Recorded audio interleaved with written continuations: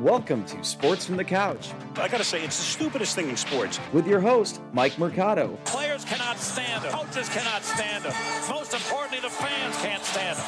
Brought to you by Mercado Airwaves. I'm gonna say it once, and hopefully I'm wrong, but it's a disaster waiting to happen. That is so bad, that is absolutely brutal. Hello and welcome in, friends, to another edition of Sports from the Couch here on Mercado Airwaves. I'm your host, Mike Mercado. I want to thank you so much for making us a part of your day.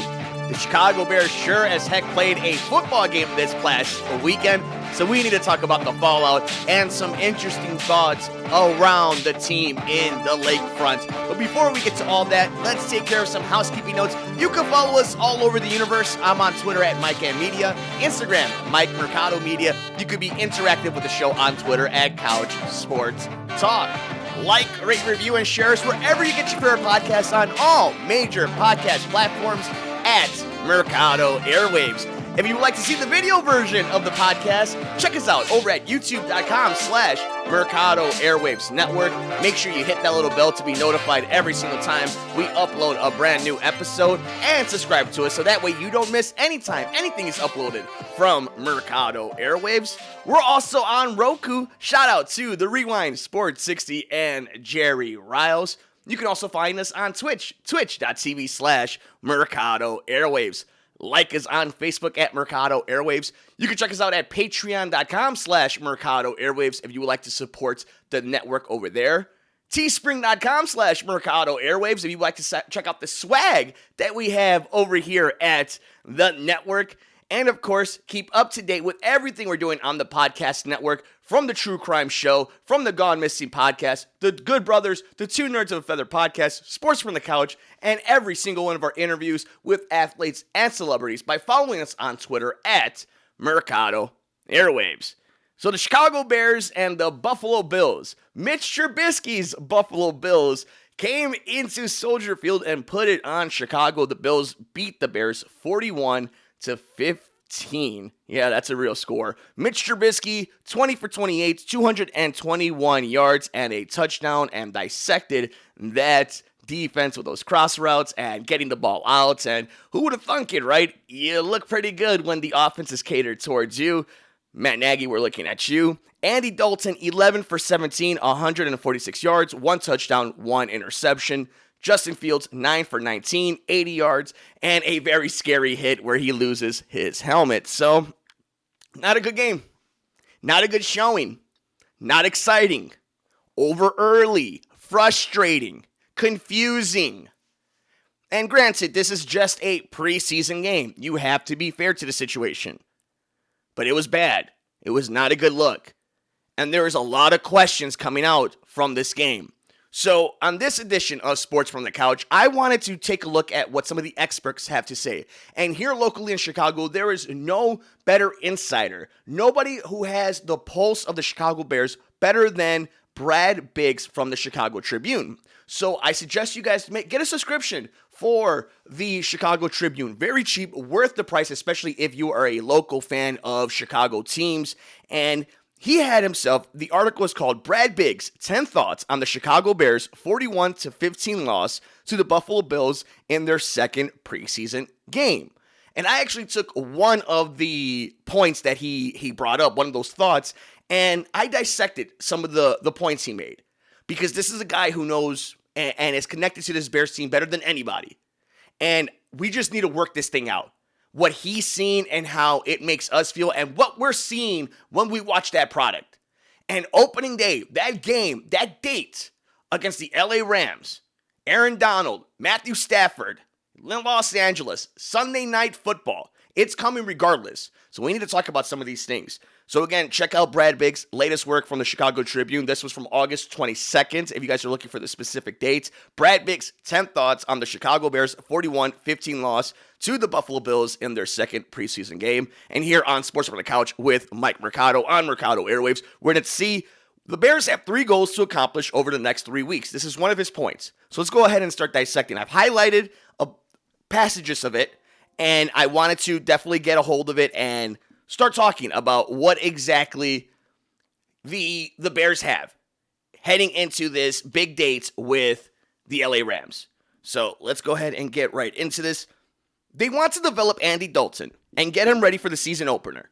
They want to play the quarterback of the future, Justin Fields, as much as possible in the preseason to acclimate him to the NFL. And they want to arrive at the Week 1 game against the Los Angeles Rams on September 12th at SoFi Stadium with healthy starters. First of all, good luck with that. I didn't make that as a note, but good luck with that being a thing. To accomplish these 3 goals, the Bears are encouraging and encountering conflict. They have said because the opening of training camp that Dalton has mastered the system. But while preseason results are not always a good gauge of regular season performance, the offense has struggled to do much more than 3 and punt with him on the field. And that's kind of the emphasis. That's kind of the starting point. That's the frustration coming out when you hear that. Because we've all seen it. 3 and out, 3 and out, 3 and out. And granted, not all the starters have been playing. Get to that in just a little bit. But the offense hasn't looked good. Andy Dalton hasn't looked good. And you could say it's preseason, and some of these guys are starters, some of these guys are bums, some of these guys are playing for their lives, all the gambit, right? Well, which one is it?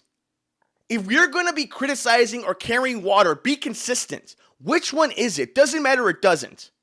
Because if it does matter, it doesn't look good. And you're continuously telling me that it looks good behind the scenes, it looks good in practice. But from what I've seen when it matters, as much as it can matter, right? When you're telling me it does, it hasn't looked good. Let's continue. A ton of variables are in play here. And it should be noted that wide receiver Allen Robinson, tight end Cole Kmet, running back David Montgomery, presumed starting tackles Jason Peters, who's practicing now, and Jermaine Ifedi, and right guard James Daniels did not play this past Saturday. Also, wide receiver Darnell Mooney and tight end Jimmy Graham made only brief appearances in the game. In other words, Dalton was going at it with a bunch of reserves. So then what's the point of Andy Dalton playing so much? What's the point then? If this entire thing comes down to Andy Dalton's going to be the starter of Week 1 for the Chicago Bears in Los Angeles, then why is he playing this much? If you're leaning on him knowing the offense, being a pro, then why is he taking these reps? Why is it that if you're looking for as much information to dissect in order to train and coach Justin Fields, why isn't he playing? We've seen that the offense can't move.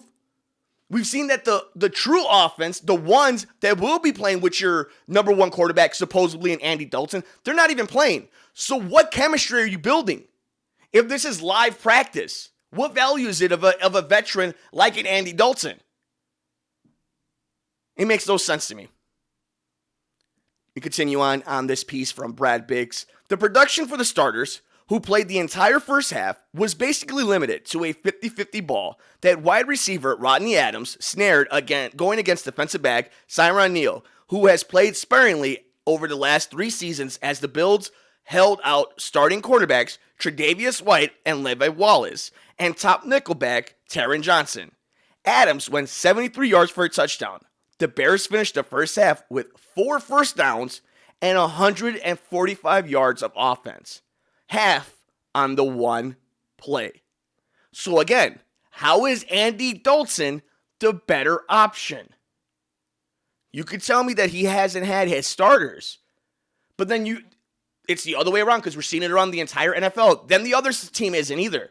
The other side hasn't. The Bills weren't. And yeah, they're a better defensive team than the Dolphins, and their normal starters are a really good defense. But Andy Dalton couldn't figure it out in 2 quarters. 2 quarters. Couldn't figure it out. And they keep wanting to tell you not to believe your eyes. We'll get to that in just a little bit. The Bears probably want to get Fields into the game in the second quarter. But Coach Matt Nagy probably felt he needed to keep Dalton in to try to get a spark against a Bills team that held out 10 of its 11 starters on defense. 10 out of 11 starters didn't even play. Andy Dalton couldn't do anything. Tackle Ed Oliver was the only projected frontline player in the starting lineup. That context is important for understanding how bothersome this must be for Nagy and his coaching staff. Yeah, because the guy you're carrying water for, the guy that you're saying is the starter and trying to just find as many different distractions as you can to keep people from keep asking the question of why is this guy starting? Because they haven't been giving you a straight answer. And you saw it right here. There's the black and white evidence. 10 out of 11 starters weren't playing. What'd you see? What makes you believe he's better than Justin Fields? That he's better than any quarterback they can find on that roster right now? By the time Fields entered the game in the third quarter, the Bills had moved to third-string players at some positions, and the Bears' offense struggled to find rhythm. Undone on more than a few occasions by pressure that forced the quarterback to leave the pocket, the Bears have issues on the offensive line, and Peters should get practice for the first time Monday at Hallis Hall. Afedi probably is close to being evaluated from the physically unable to perform list. He did some agility drills after practice Thursday, and some work on the field before the game. And when you hear that statement, it's never going to be perfect for Justin Fields. That's the argument you hear all the time, right? Well, the line is not good. It's dangerous for him. You've seen that he's already got it rocked once, and you got to preserve your assets, and you want to develop him. 100%. You know how you do that? By winning games and by catering his skills to an offense that benefits him. Run the ball. Move the pocket. Get some guys down the field. If your line is a problem and your GM didn't address it, then you as the head coach, just as you as a manager, as a parent, as a brother, have to make adjustments to make sure this thing goes smoothly. That doesn't mean that you stay with this hard head and that you have to run your offense because you have to be correct because you're the offensive guru. You're the offensive genius. That's how this comes off. I'm not saying this is fact. I'm not saying this is true. This is how that comes off when you're telling me these things. When Matt Nagy or what he's being told to tell us, that's what it comes off as. You have two good running backs in Williams and Montgomery. You're going to get Tariq Cohen back. Allen Robinson, Cole Kmet, Jimmy Graham. You got weapons. Yeah, your line sucks. Move it then. Move the pocket. Use Justin Fields' legs. Get the ball out of his hands. Run the damn ball. That's how you do it. It's frustrating because he's already making excuses why he doesn't run the ball in preseason. Which one is it? You're saying that you're down a lot, so you're kind of playing for that. You're playing for points, playing against the points. Which is it?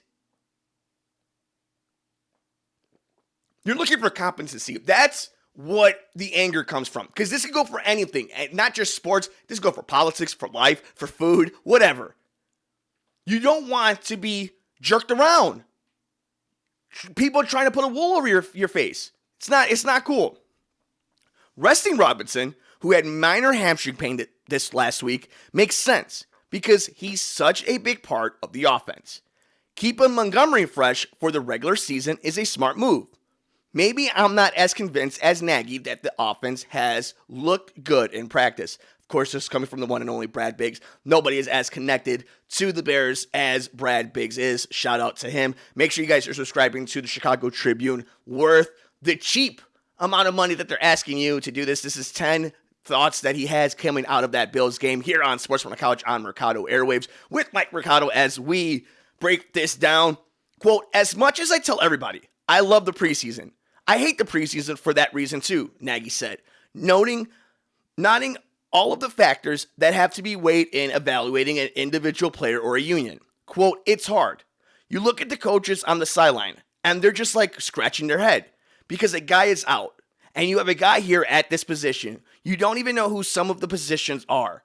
Quote, for instance, wide receiver. If you go 3 wideouts, we are mixing and watching guys who are an X, zebra, and a Z.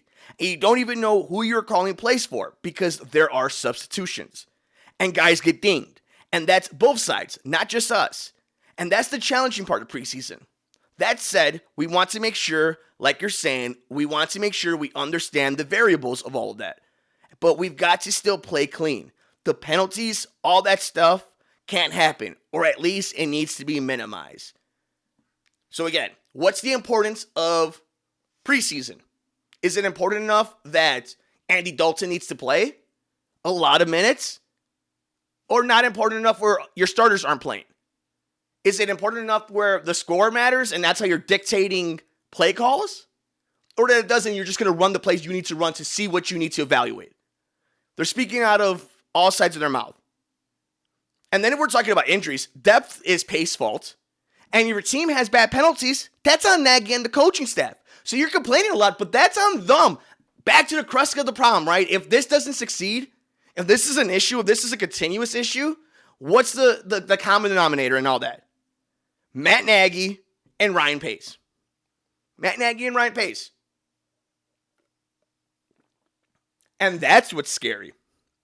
Because that's what hurts the development of a player.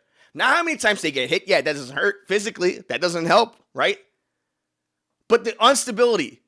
The fact that you don't know if you can count on your coaching staff and your front office. That will destroy a young man's career. The huge question, the one everyone is asking and will keep asking, is when's Fields' turn? Will it come in the regular season? Fields is the future of the franchise, and it's provided optimism and reason for hope that he will spark what has been a morbid offense. But when you view this process, it seems as if the conflict in meeting these goals is going to leave Andy Dalton short in terms of preparation needed to be ready for the season. I wish I had a solution to meet all three goals: prepare Dalton, get Fields up to speed ASAP, and stay healthy. But I don't know how you can accomplish them without cutting some corners when it comes to all three. But this is, and Brad Biggs is 100% correct. But this is what the Bears want to do. They want to have their cake and eat it too. They want to have best of all worlds. You can't do that. You have to be all in one way or the other. And that's the thing. Because remember, in 2017, it didn't matter to them. They were going to play Mitch Trubisky. They put themselves in this position. They're the ones who gave Andy Dalton $10 million bidding against themselves. They have to pay Nick Foles $6 million this year. They gave up equity and went up to draft Justin Fields. They put themselves in this position. You either got to get in the can and use it or get off. Because you can't have it both ways.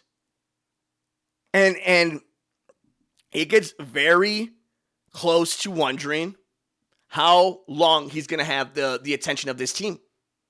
And we'll get to why in a second, because Nagy seemed to indicate after the preseason opener against the Miami Dolphins that Fields had a path to playing sooner rather than later. I think the Bears want Fields to operate a little more efficiently from the pocket before that happens. Fair enough. Certainly, they don't want him to repeat mistakes like he did when he failed to pick up blitzing linebacker Andre Smith and was clobbered and had his helmet fly off. Yeah, that was a nasty hit. Don't do that again. Smith was penalized for lowering his head to initiate contact, and Fields indicated the blow wasn't nearly as bad as it looked. Quote, "We're going to continue to always evaluate the position and see where they're at," Nagy said. You have to look at Andy, and I know he's more frustrated than anybody right now. He wants to get that rhythm. He wants to get that swag. He wants to get those first downs. He wants touchdowns with his guys. Because in practice, when we are out there with those guys and rolling, we feel it and we see it. That's the part we like. We know that. Yeah, Andy Dalton's a pro. But let me tell you guys something. Let me tell you gals something. Let me tell you football fans, your Chicago sports fans, or somebody who's just joining us for the first time here on Sports from the Couch on Mercado Airwaves. I'm your host, Mike Mercado. Don't let them fool you. Believe what your eyes are telling you. Justin Fields looks better out there, even in his struggles. The team runs better with Justin Fields out there. He's going to make mistakes. Of course he is. So is Andy Dalton. This is what's most frustrating about this, is your eyes are telling you what you need to do to solve these woes of these offense. Nobody's saying you're winning a Super Bowl this year. Nobody's saying that you have to rush anything in that sense. But the best players should be playing. And you're looking for opportune time for that to happen. When is that opportune time? Week 1 is Aaron Donald. Week 3 is Myles Garrett. It's just going to keep going like that. You're going to play the top tier guys. So I don't understand this mindset that the Bears are having. That they're trying to fool you. That you don't see what you see out there. That you don't hear what you hear from players. We'll get to that right now. Quote, we are also super excited of the fact of how Justin is playing when he's out there. You feel it. You feel what he can do. That's a good thing. We want to make sure that our staff understands that, and we've got to, as we are rolling here, those guys have to just continue to keep competing and playing. Every opportunity you get, try your best. If you're looking for a bottom line on the decision for week 1, Nagy said the Bears need to see what Andy Dalton can do in the regular season, which would mean against the Rams when he has a full complement of starters to play with. So there was never a competition. This was the line that drove me nuts. And it was at the very end of this first point that he made on his article this past Sunday after that Bears loss to Buffalo. On the Chicago Tribune, check out Brad Biggs' latest work. Nobody covers the Bears like a blanket like Brad Biggs. There was never competition. It was always going to be Andy Dalton. Follow the money. Again, $10 million to Dalton, $6 million to Nick Foles. But everything you've heard from players, receivers, the tight ends, the coaches, everybody's giddy, everybody's excited. We all know who the goods are, who they belong to. But it was never going to be an open competition. And the fact that we've seen it before, where if the rookie is better than the veteran, then you got to play the rookie. And what do you owe Andy Dalton? Seems like a nice enough dude. And again, a pro's pro. And shout out to Justin Fields for sticking up for his guy, right? And Andy Dalton taking it like a champ. And Bears fans need to chill a little bit. It's not up to them. That's the loyalty to Andy Dalton. You know that Andy Dalton doesn't mean anything after week 17 of this season for you. And if you know you're not going to win this Super Bowl with Andy Dalton, then why not see what you got with the rookie? The guy who probably gives you a better chance of winning. Again, you're not winning the Super Bowl regardless.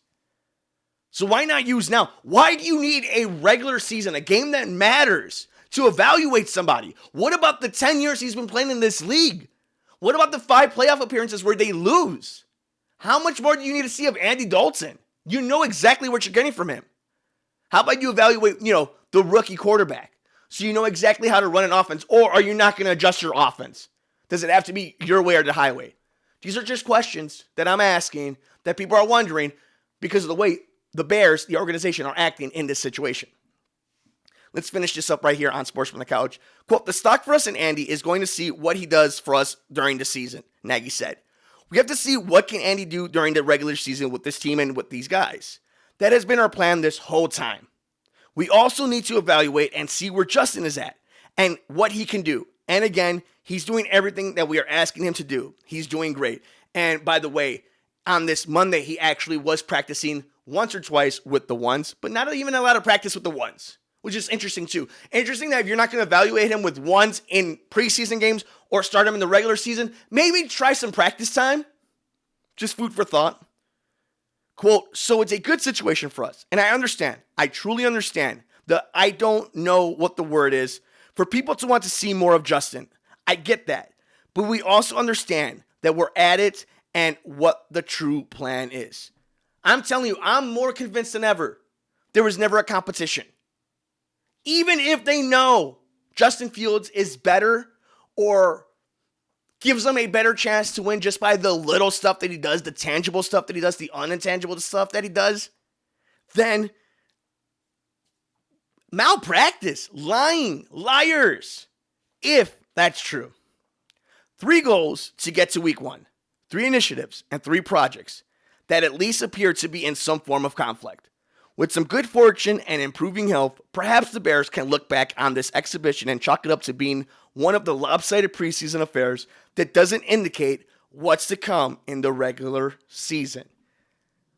Yeah, maybe. Maybe none of this means nothing. Maybe they have it completely figured out and the Bears are going to be just fine. The Bears are going to win a Super Bowl. Andy Dalton is going to ride up to the sunset, and Justin Fields is going to carry this franchise for the next 10 years. Maybe Matt Nagy is the next Vince Lombardi. Who knows, right? That can 100% be the thing. Or, novel idea, you play the best players available on your roster, and you adjust your offense and your scheme to what makes them better. Hide their flaws and shine their greatness. Could be that. Maybe be smart and make the right decision. Nobody's expecting you to win a Super Bowl, and your jobs are on the line. So maybe there's something to that, right?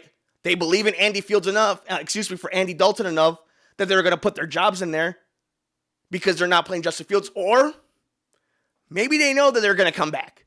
Maybe Matt Nagy and Ryan Pace know for a fact that it doesn't matter what happens this season. That as long as they see some development of Justin Fields, then they'll be back next season. But I highly suggest you guys read the entire article. There are 9 other thoughts that came from that Bills 41-15 win over the Bears that Brad Biggs had on the Chicago Tribune, the August 22nd edition of the Chicago Tribune. Brad Biggs' 10 thoughts on the Chicago Bears 41-15 loss to the Buffalo Bills in their second preseason game. Shout out to them for this content, for this episode. Hopefully you guys enjoyed our breakdown. Let me know your thoughts. What did you think about the game against the Bills? What do you think about what Matt Nagy is saying about his team?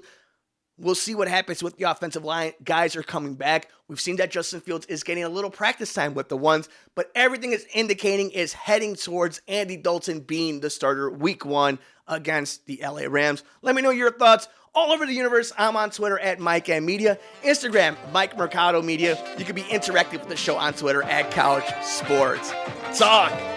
Like, rate, review, and shares wherever you get your favorite podcasts on all major podcast platforms at Mercado Airwaves. We're on video version of the podcast, guys. That's right, youtube.com/Mercado Airwaves Network, Roku. Shout out to the Rewind Sports 60, twitch.tv/Mercado Airwaves Network, and on Facebook at Mercado Airwaves. Make sure you guys like, rate, review, and subscribe to us all over those networks. Patreon.com/Mercado Airwaves, Teespring.com/Mercado Airwaves, and of course, keep up to date with everything we're doing on the podcast network. From the Good Brothers, the Two Nerds of a Feather podcast, Murder Mysteries and More, the Gone Missing podcast, Sports from the Couch, and all our interviews with athletes and celebrities by liking us and following us on Twitter at Mercado Airwaves. Enjoy all the games. Take care of yourself. Take care of each other. We will see you next time here on Sports from the Couch on the Mercado Airwaves Network. I'm Mike Mercado.